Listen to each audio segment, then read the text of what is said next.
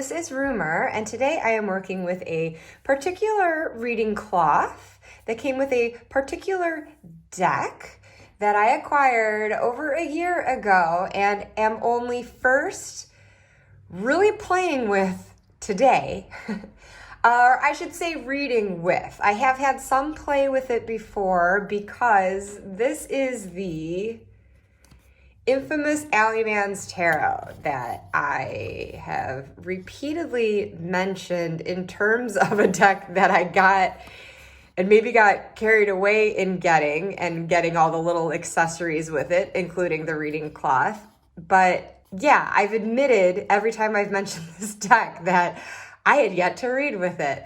But what I have done with it and did immediately on first acquiring it last year was go through all of the card options that are available.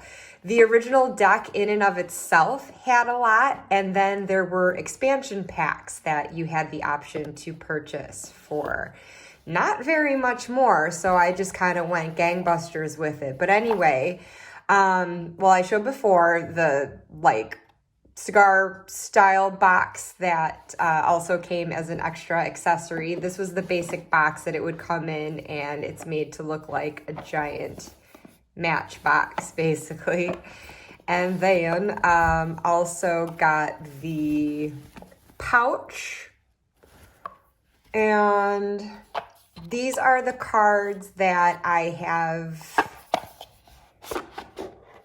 opted out of using for the time being. These two piles here being what I have decided to use. So when I speak of the early play that I had with this deck, basically, aren't these kitties cute? Basically, the deck came with well over 100 cards, and you could, in theory, use all of them, just squash them into one big deck, do it like the Alleyman does, this fictitious character who's accumulated all of these different cards from different decks, which is why they all have different card backs and very different art style on the front. Except this is more card backs because of the way I have organized this. Shoot, sorry, hang on. Okay. Basically, I had two piles. These are extra cards for traditional tarot options, this being the Fool. And then there was a whole extra chunk of non-traditional cards. The Alleyman, for example. And I know, how dare I take this one out of play, but hey, I have my reasons. Not going to go through how I ended up curating the deck for myself. That would be quite extensive, but you can see there's all these cards. They look like tarot cards, but they're not necessarily, or they're definitely not associated with traditional tarot cards. They have their own meanings, as can be found in the Alleyman's Tarot Guidebook. Otherwise, as with any card deck, you could just use it intuitively, take the imagery where you want to, and if there are titles, any keywords to be had, run with that. But I will get back to the guidebook in a second. In the meantime, I've decided I don't want to use all the cards, and I did select a traditional tarot deck, making choices for all of the cards where I just have one representative for each, with the exception of two, because this did come between the original deck and all the expansion packs. There ended up being 13 death cards, and I did a whole video on this, just kind of going through and again reading through the guidebook for each of the entries to see what the intention was behind each one. And you could see how the nuances that you take away from each one could vary depending on the artwork. And that's something that we find just across any decks that we use, that they might have a different tone, they might have a different voice that lends a new sense of what a card interpretation could be. Of Of course, you can also just have one deck, one standard image for each card, and still pull all that nuance out depending on the question and the context. So it's not to say that it's necessary to have a bunch of death cards in your deck to get that. It's just the fact that, hey, the way this deck is set up, meant to have all these different things to play with, it is very much an element of play that this can bring to the practice. So I've whittled down the 13 death cards to 7 that I put in my deck. I also had a hard time deciding between the 3 judgment cards, and I ended up kind of assigning a different interpretation to all 3. Well, not different interpretations, but just different aspects of that card. And so I'm just experimenting with throwing all 3 in there and just seeing how it kind of falls out. Judgment is a card that comes up for me a lot, definitely a stalker. And so I thought, hey, that one, why not?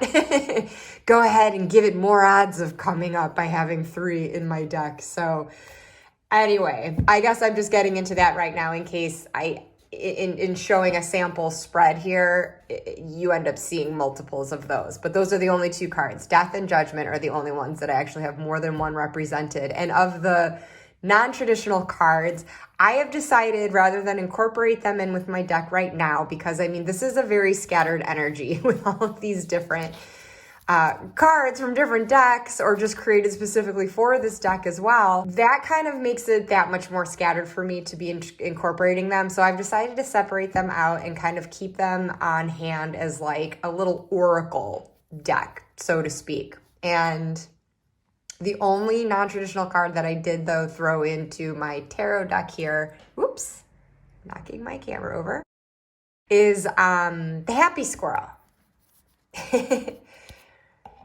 which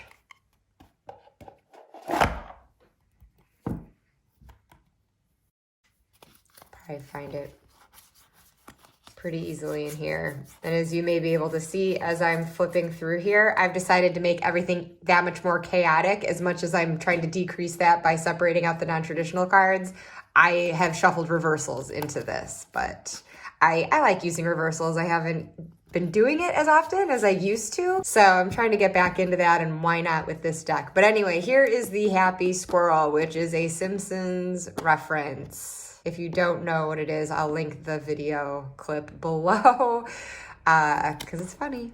I mean, it's a wild card no matter what, but I've decided to use it. If it comes up, then that's my cue to draw a card from my little oracle deck here.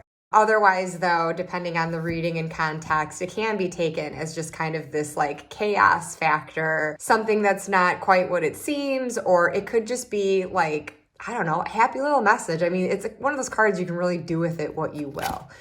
But anyways, it doesn't have to be the gloom and doom that it clearly seems to be in that Simpsons episode. And oh, on top of my little piles here, and oh my God, there I go, hitting my camera again.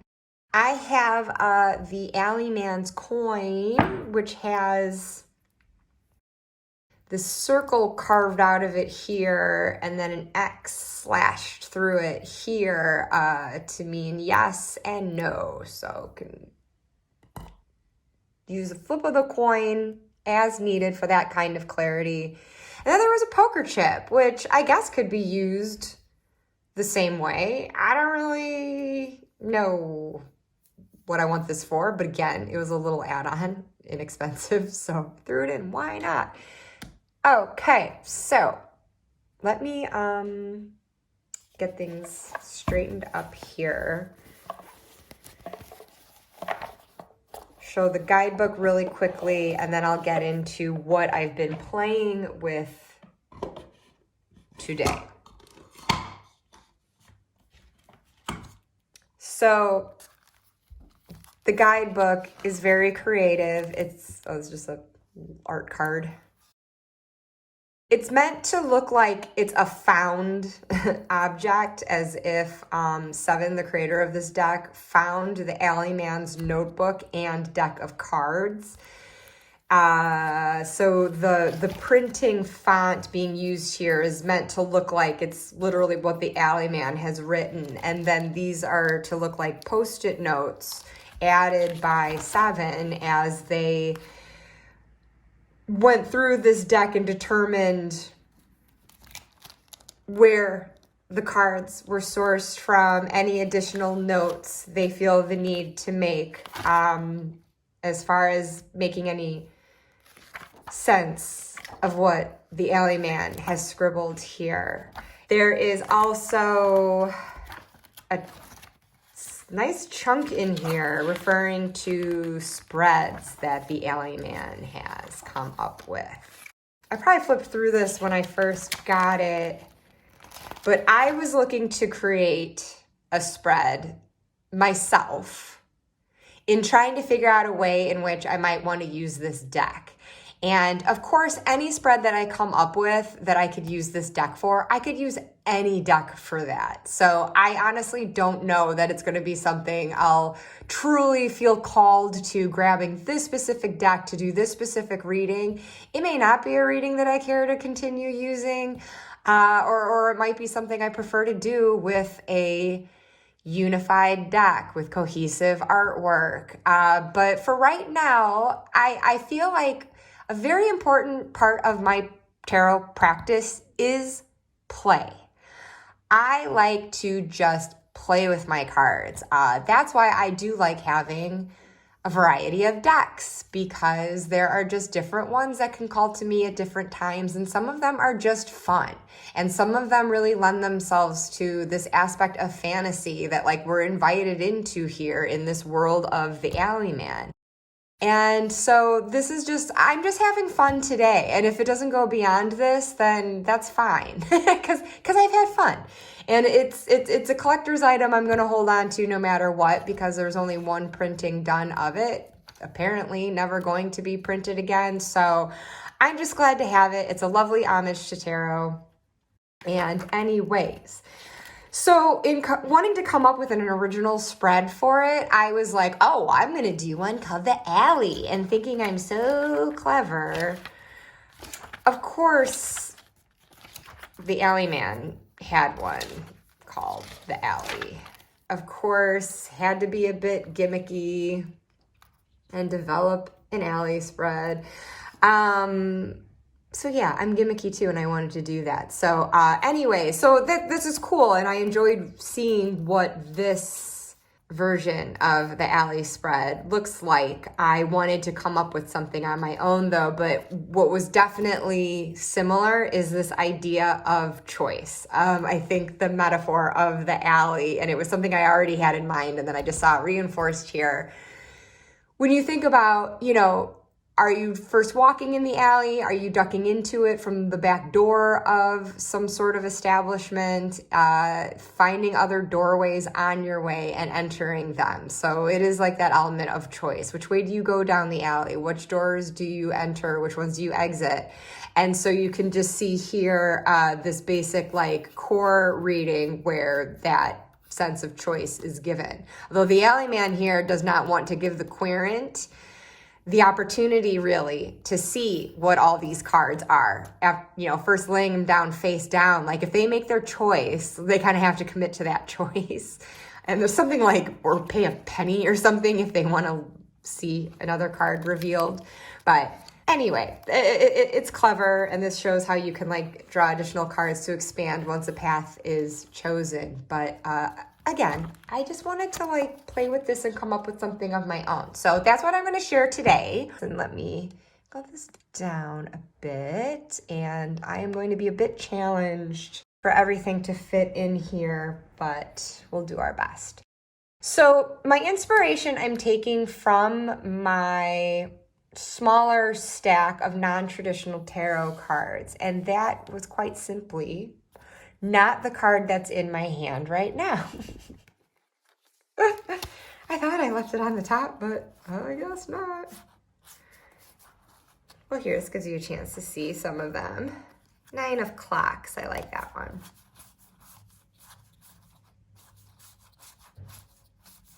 Okay. This one.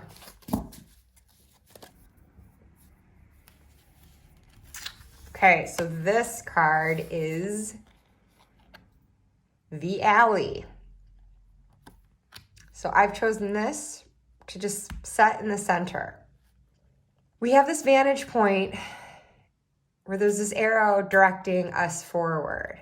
And down the ways, you can see a figure standing there, perhaps the Alleyman. You can also see to the left or right, there are other doorways. One being real life, the other being an illustration, which lends a lot of mystery to me. And I love that. I love that like fantastical element of what might be through that door.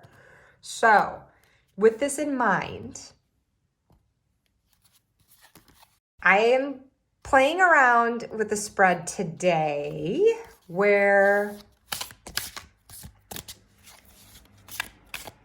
similar to what the Alleyman had in his notebook, offering a sense of choice. But for my reading, I want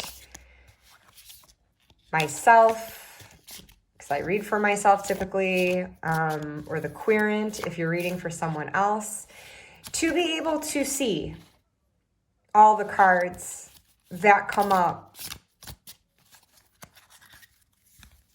to help inform the choice that they make, instead of just like choosing one, having to commit it. Yes, life can work that way, but it's also kind of nice for evaluating perhaps where priorities might be. And what degree of work basically someone's willing to put into choosing a path at this particular moment in time. And so that factors into how I'm approaching this as well, which you'll see in just a bit. So I am just doing this purely as a sample. So I've shuffled, I've cut the deck. So now, bear with me. I'm going to play with my stand a bit to see if I can just get this a little taller. Okay, never mind. Now I know what issue I'm having with it, so never mind. Okay, so starting from this standpoint though, first card is where we are now. What venue are we inside at this point that we are potentially stepping out of and making a choice from there, going in another direction? Where are we now? And what is the consequence of staying here? So this is your option to just do nothing, basically. It's your present situation and a potential consequence of staying in that situation. So then stepping out into the alley, should we choose to do so, being an alley, I envision dumpsters there. So whichever path we take here, there's going to be a dumpster for us to dump our trash into. And in this case, that translates into what do we need to let go of? What do we need to release before we make our way down this path? So the split off point, as I've decided for it to be for the purpose of my spread, is this way is the path of least resistance, and this is the path of more resistance. So this is our laziest option, just doing nothing.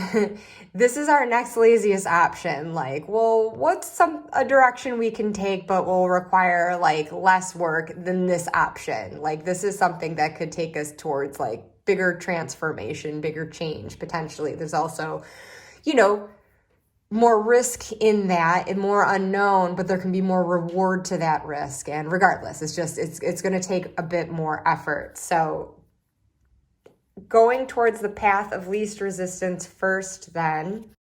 Okay, here's our dumpster. So what do we need to throw out as we make our way in that direction? But then the alleyway, I also picture that there could be a lot of things like just like on the ground, things that were dropped accidentally, maybe things that someone else was trying to throw out. We're just kind of scavenging a bit. What is something we can pick up that will be helpful to us? A resource, perhaps. a way of thinking, a way of doing, something that we can scavenge and pick up going in this direction that will help us on this pathway. And then finally, what door is this path going to lead us to?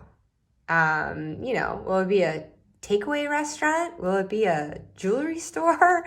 You're not going to get an answer like that, but, figuratively speaking, what door is that leading us to? So then if we take the path of more resistance, likewise, what do we need to bin in that dumpster there? What do we need to pick up that will be of use on the way? And then what door are we likely to enter taking this path? Okay, just a little adjustment there.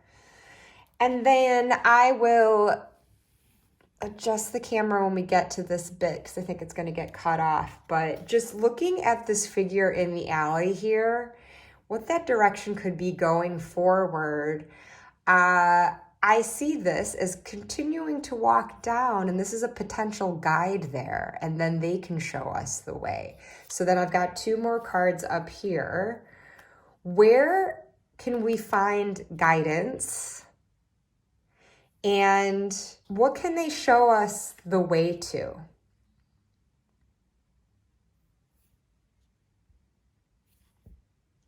So it's not to say these things aren't going to interrelate. I guess that's why for this spread, I'm not looking at it as a choosing one thing or the other necessarily as far as seeing what the cards have to say. Like I want to peek at everything just to get this idea because some of these things could interrelate. Some of the smaller steps that we take could be building blocks for this larger journey, right?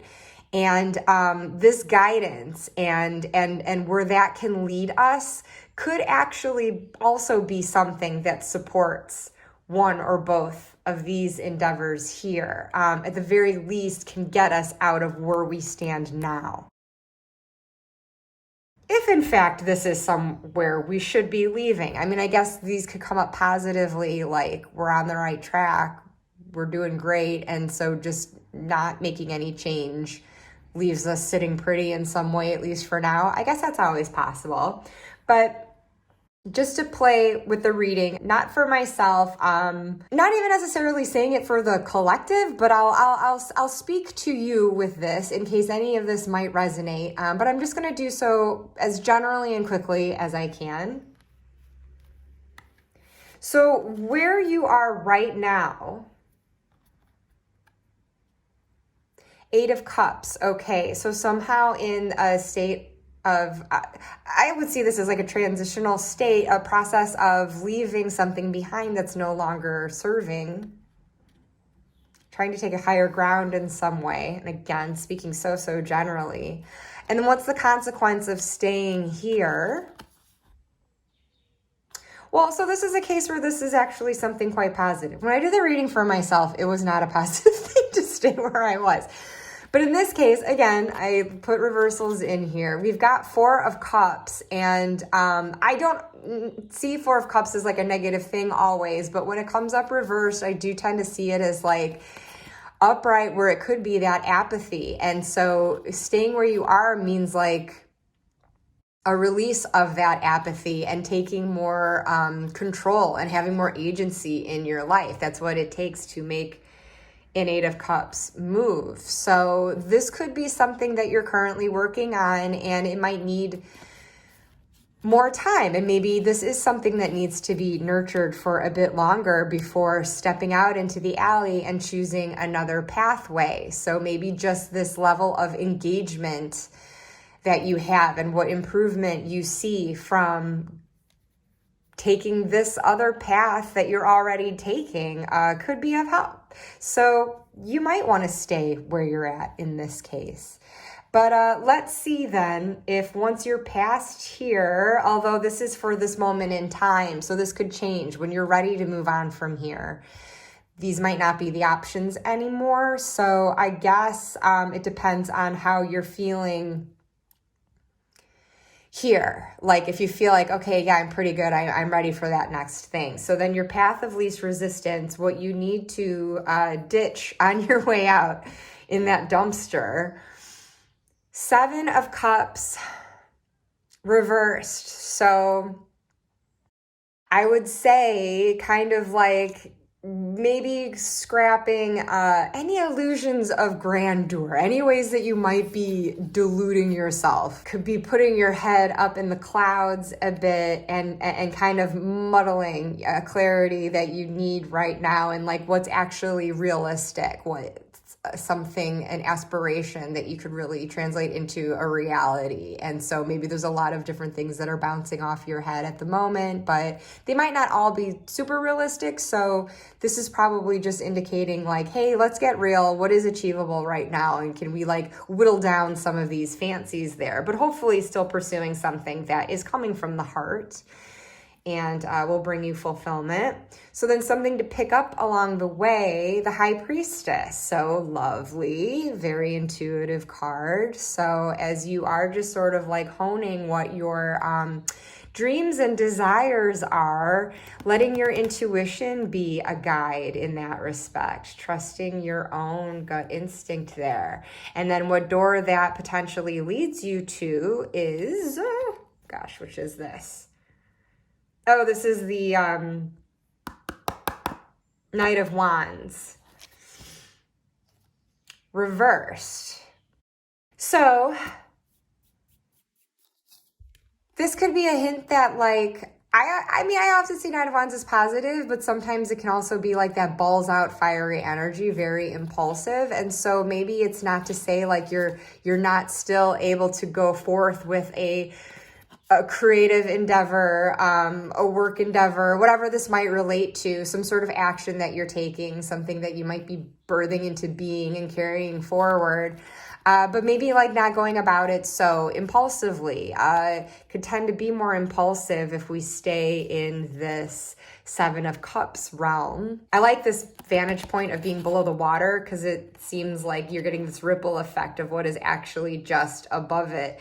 So as we're getting clarity with our intuition on what you can actually like grab hold of there, you know, maybe it's a little slower and steadier pacing that we need in pursuing that then and not letting us be so driven by impulse and maybe kind of tempering ourselves a bit.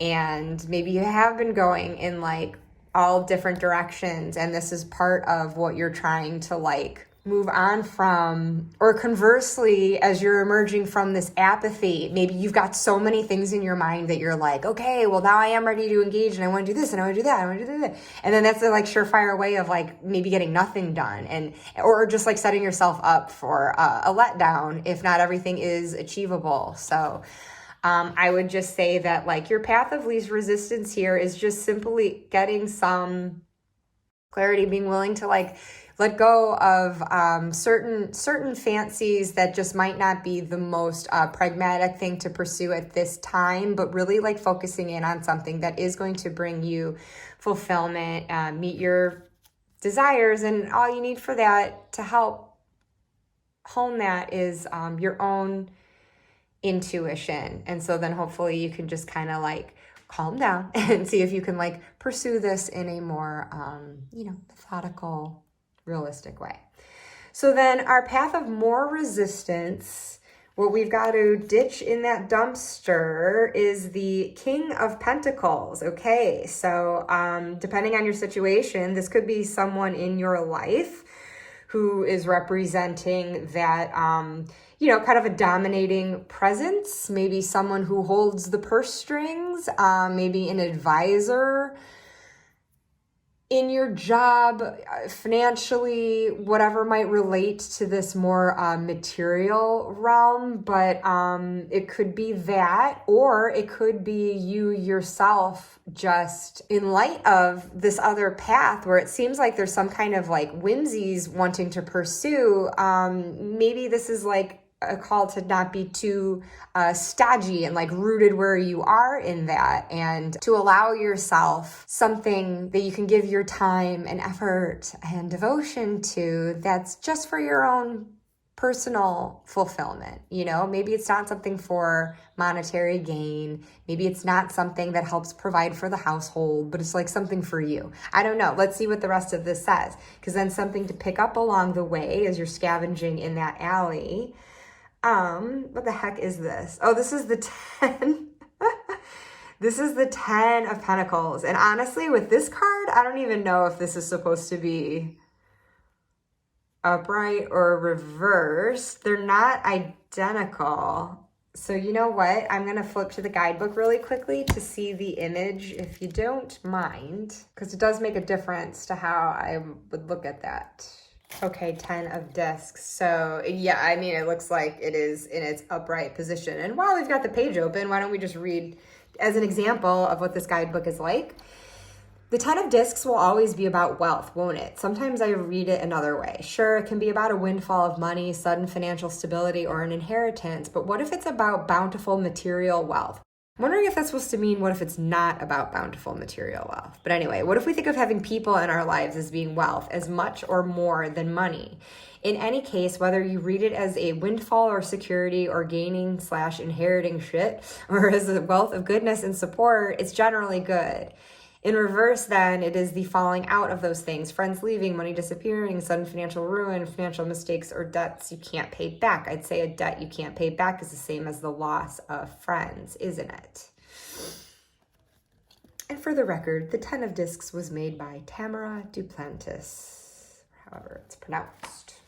Okay, so I was going to say, like, building on what I was saying before, that if what we were picking up, if this were reversed, I was going to say, like, not, you know, worrying so much about, the financial stability of something, just doing it for the passion of it. So the fact that it's upright and that alternative interpretation is available there, and I have understood this interpretation of Pentacles elsewhere too, that sometimes it can just be whatever we treasure, and that doesn't necessarily have to be something material relating to money. It could just be something that we value, or if it is something that's material, but like maybe it wouldn't be worth a lot monetarily, but it would have limitless sentimental value to you.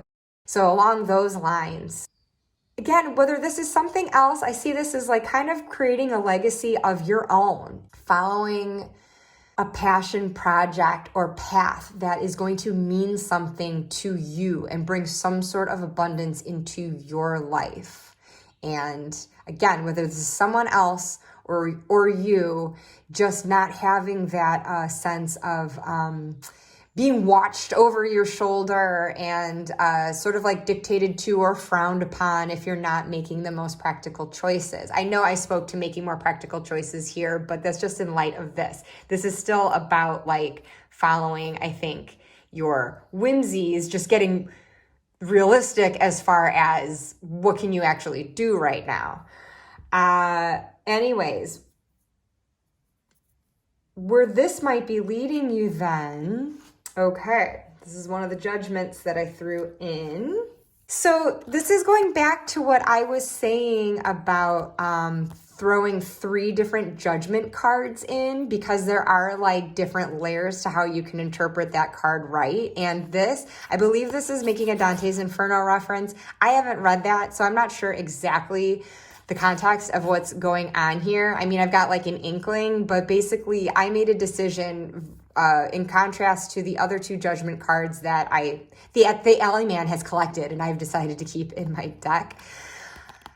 I have this one in the place of like actual judgment, like someone else dictating your worthiness and if you deserve things or not. Whereas the other ones are more so about like that leveling up and that enlightenment and having that being of your own choosing, or if it's like you're getting the calling from an external source, like something is ushering in that wake-up call for you. This one I left in to be like, oh no, this is someone else judging you. And so makes me even more inclined to think that this King of Pentacles is external, but could also be feeding into who you are internally, because they're making you feel like you're supposed to be this. And so going down this path is basically like releasing this external judgment and expectations of what others think your path should be or should not be. And so if you're deciding to like pursue a less conventional route, something that's just going to bring more fulfillment for you, or maybe it is something that has the potential to bring a lot of money. But what did I say before about risk and reward, right?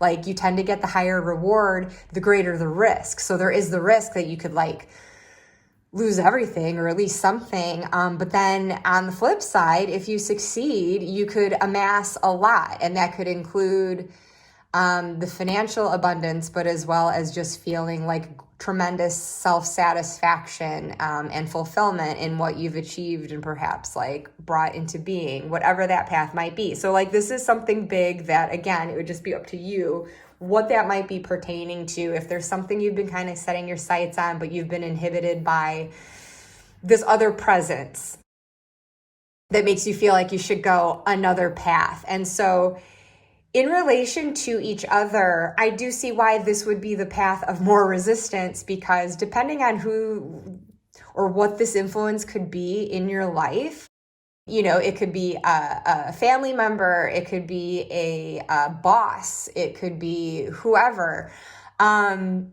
your own conventional pressures that you put on yourself as you've been conditioned by society and people in your life. That could be a difficult force to move against in paving your own way. It might not be that easy to dig out from under the hold of that. And there might not be actual obstruction, but it could be like a relationship that could potentially be damaged by it, something strained, whatever the case might be. So I can see where that could be the tougher thing. And it also seems like, you know, for judgment, if it's choosing your own path, this is like a greater calling to you as well. And so that could take a tremendous amount of like time and effort and planning and so forth. Putting a lot of eggs in a basket, perhaps, like trying to take this other route. Whereas this might be something just a bit more simple, maybe more near term, like what is something meeting your fancies now that you could just kind of like decide on doing? What is your gut tugging you towards? So, okay, so then our fourth path here, and I am going to just tip this up a little bit so we can see better.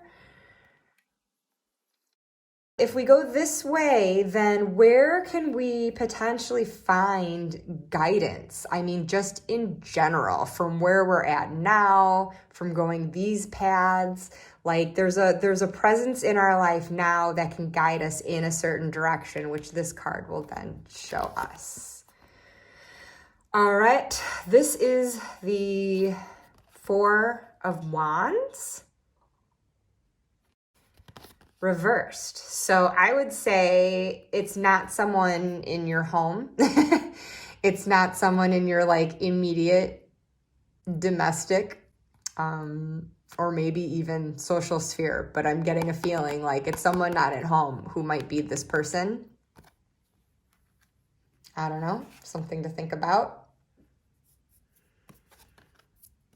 But the way they can show you too, potentially, Knight of Cups. Oh, and this is coming up reverse. Well, that kind of makes me sad. I would love to see it upright because that's really like pursuing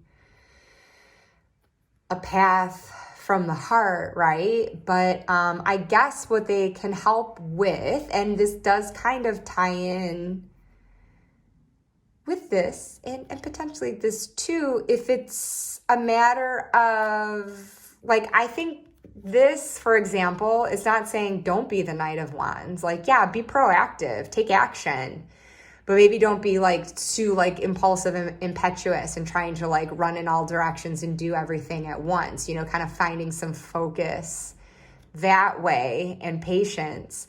And then, you know, the Knight of Cups likewise can be 2 from the heart and not enough from the head, and needing a bit more of that pragmatism and not really thinking about like what's realistic or not.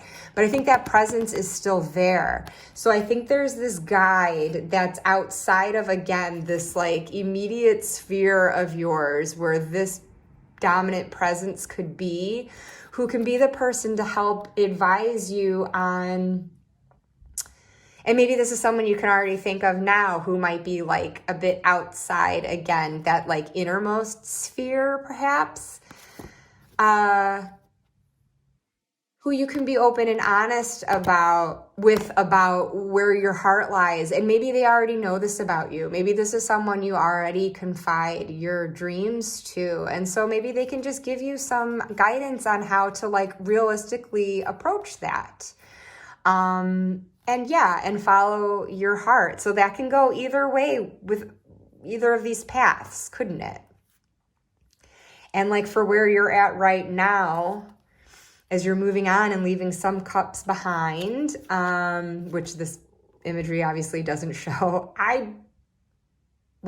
This imagery all across the board can be very different to work with. I obviously defaulted to a very standard interpretation of this, but I see it kind of like getting above, and this is not the explanation in the guidebook, but I'm seeing these things as kind of rising above like, you know, clouds and confusion and things that can kind of like dampen your outlook and just aspiring for that higher thing. And so now you're in a position where, you know, you're getting out of this like state of withdrawal, being withdrawn from others, maybe feeling a little like apathetic about your direction, or kind of like emptying your cup because someone else is dumping it out for you, perhaps because of these other expectations you feel you have to live up to. So it's a chance for you to like get out and like refill your own cup too. And I think this is the person that could be able to do it. So that's like speaking so generally, but I think like in general, it gives food for thought as to like who these influences could be in your life, what these pursuits might be, you know, like something maybe like a bit smaller in the nearer term, and then this being something that's like larger and again could potentially come at a price, but it might be worth it by taking your own path. So this is someone who could take you in another direction too. Maybe they could advise you on the third path, or it could just be in support of one or the other. So I don't know. Sometimes you do just have to get out and wander around a little bit. See what you find, throwing things out and picking up other things along the way, and you just kind of meander around to kind of find your way. That's how it worked for me when I first relocated to London. I needed to just walk and get lost in the streets before I did know where I was, and I could start finding my way on my own. And with the help of others. Never hesitate to stop and ask for directions if you need to. And yeah, so that's just having fun with this spread that I literally just made up today. And so this is still like experimentation to see if this is like viable. Like, does this work? I would love to hear your thoughts in the comments on that. I don't do a lot of spreads for like making multiple decisions, but I feel like this is one that could work for me. And I don't know, I tend for myself, I kind of like this idea of like having passive and active options. And where it's not all left up to you, because I can want to take action towards something, but I can also be very resistant to that. So it's like sometimes I need to do baby steps. And, or at least I want to know that like, if I'm not taking any steps now, like, okay, am I going to be like shit out of luck if I keep doing that? Am I just keep digging myself into a deeper hole I don't want to be into? Or is it like an okay place for me to be right now to just kind of like bide my time a bit longer until I can get like some clarity and inspiration to go and take these other paths? You know what I mean? Or like I said, if I'm just kind of like not super motivated, but I do want to take some baby steps, or if I am just like, yeah, what's the big thing, and just knowing that I don't have to do that alone. So that's kind of how, I mean, it all was inspired again by this picture, but I feel like the way I've ended up constructing it very much plays into how I guess approach my own decision making sometimes. I don't know. This is a mirror for me. I never thought about it that way, but it's holding a mirror to me.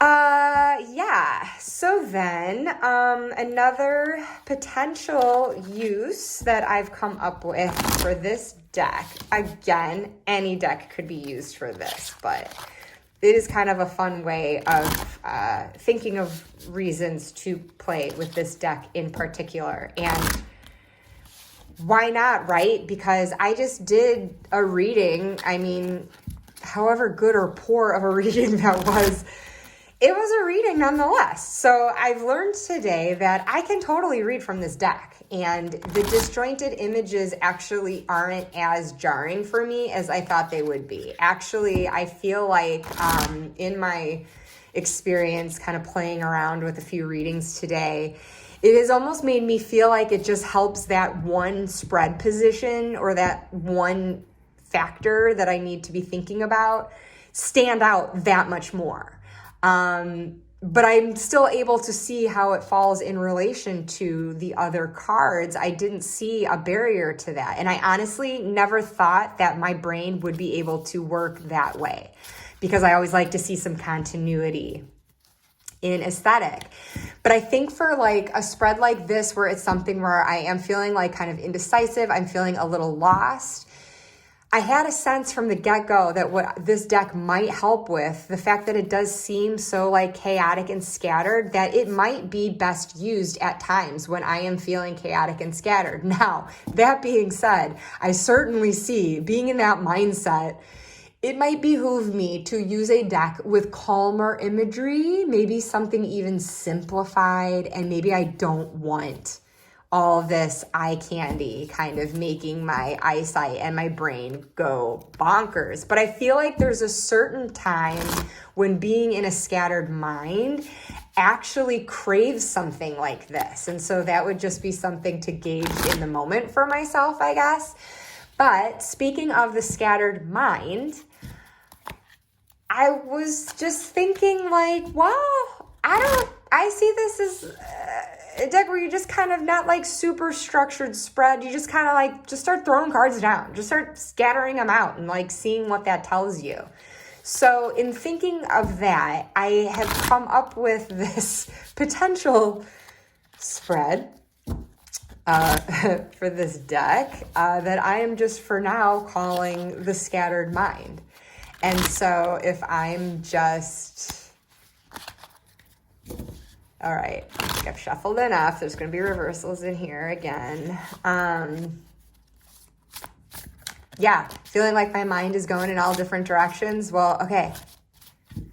What are some, if not all, of the directions that it's splitting off into? But just for the sake of like some sort of structure here, I'm capping it at 5. So what are the directions my mind is splitting off into right now? So I lay out these 5 cards, and again, just kind of look at them individually and kind of be like, okay, yeah, I think that's related to that thing. This is related to that thing. Yeah, okay. And some might even interrelate, but they might be like different aspects of the same issue. And so, you know, even if you're just kind of focusing on one issue, there might be like multiple facets to that your mind is kind of swarming through. And so anyways, I'm not getting into sample reading with this. I just figure from this point, then just like, all right, let's kind of hone this down. How can we rein in the thoughts just a little bit more? So then I lay out the 4 cards and then see what messages this is distilling down to. And there's my happy squirrel. And this could simply just be, again, relating to like, maybe that is reflecting the chaotic mind. Or maybe it's a call to go to my stack of non-traditional tarot cards here, which again, I'm using more as an oracle, and this is my call to choose one of these. Because perhaps for this reading at this moment, this is the card that's going to best give me an idea what this is all about. And so I've pulled the Fountain.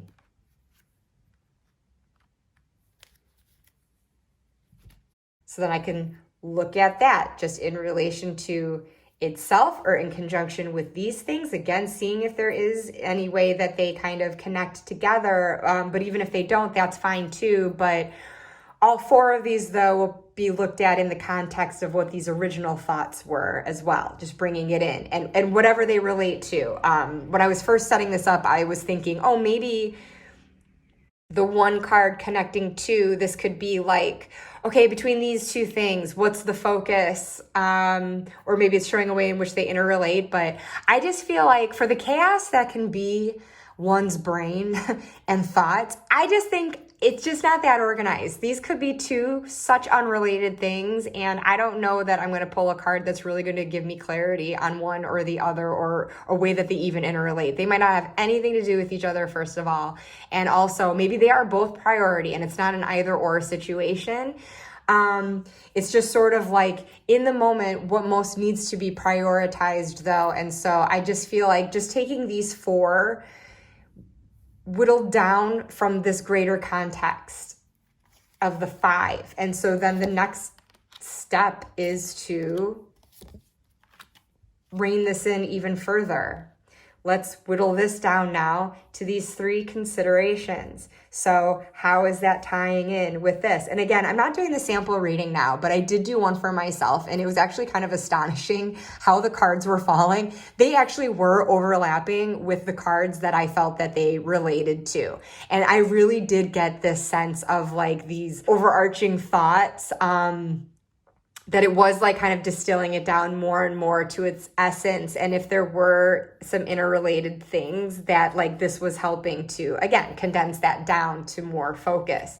But even if that's not the case, even if it's not a matter of, but it could be. I mean, I'm feeling like these layers could be finding where there are some common denominators across the scattered thoughts and showing you how it all relates to each other and what the ultimate thing's about. I think it could be helping to gel that, or it could just be helping to knock something out of contention for the time being as just not a priority right now. And this is just getting down to like what is. So however way you'd want to look at that, but then of course, then this goes down to 2. So then I'm left with these things, and then bam, our final focus card.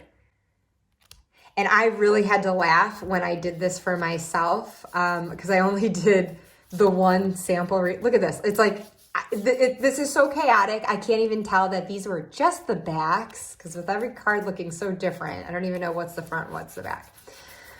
But anyway, I did one sample reading of this for myself, and isn't it always the way? The one that you're trying to find is not going to present itself. So from all my scattered thoughts, getting down to the one thing, it was this. Which I felt like the spread was this spread in a nutshell. And I felt like it was just saying like, you're overthinking about all of these things. You're overthinking it. But before it like was such a smart ass to me on that final note, I could at least look to the 2 that came before as actually giving constructive advice on what things to focus on. But then it just wanted to leave me with this final note. So you could find that, you know, your deck is being a wise ass with you too, whether it's this deck or another of your choice. If you were to try this, how it might be punctuating that final note. But it, of course, could just be bringing it down to that one point of focus from all of this. What can we just distill on and focus on in the moment? And so anyways, again, only did this reading once for myself. It actually did make an eerie amount of sense to me. And so yeah, I think it's worth trying again. Is it one that would always work? I mean, I don't know. You know, it is such a scattered approach. And if I am in a fragmented frame of mind, maybe it wouldn't be the best one to speak to me. Maybe I would need something that is a bit more structured and a deck that is more cohesive. So those are things we can gauge in the moment, right? But I'm just saying right now, I wanted to play with this deck I wanted to come up with at least 1 or 2 spreads unique to it, or that it inspired. And yeah, I think I'd be curious to like try any of those with, other decks too, and just seeing what the difference in experience was. But as a result of this experience, I will say, which I guess is just reinforcing what I said before, that I was pleasantly surprised by how not fragmented the reading felt. For as much as it looked that way, for myself and the personal readings that I did before, and even the first sample reading that I did before, I saw cohesive messages. So I do think it works as a deck, and I had hoped that would be the case, but I had my doubts. I had my strong doubts. Does that mean this is a deck that I would consider to be a working deck and one that I'll go to? Probably not on the regular, but I think that when I'm in this kind of mood, sure. Just in this mood for play and variety and getting to like let my eyes feast on all this, it's fun. There's a very specific energy coming from this deck. And yeah, I do think now that there are going to be times that I'm going to feel pulled towards that. I felt pulled towards it today, to be honest. I woke up this morning just like, yeah, I want that deck in my hands. I want to play with that. After working with other ones and pairing decks that all aesthetically went very nicely together, and actually some more traditional decks with a more subdued colored palette between them. And I think after doing something that felt so like classic and traditional and just kind of like earthy and subdued, today I felt like I want to go gangbusters and play with all this. So yeah.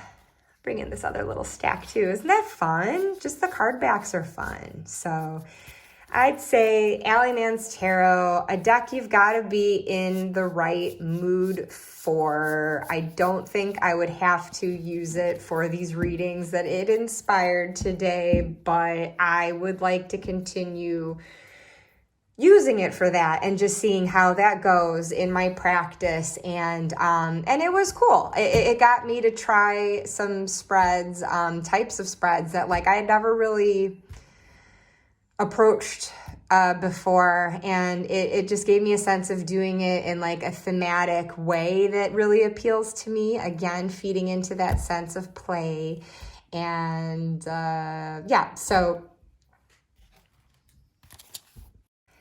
that is my play day with the Alleyman's Tarot. Like I said before, please mention in the comments if you think there's anything to these spreads that I've shown today, if you think it's something that might be useful, or if you have ideas on how either could be improved, if you can think of other uses for this particular deck, if you have it, or if you have made a mixed tarot deck of your own, or even just like the collaborative decks. Like, this is not the first, won't be the last collaborative deck that has different authors contributing to it.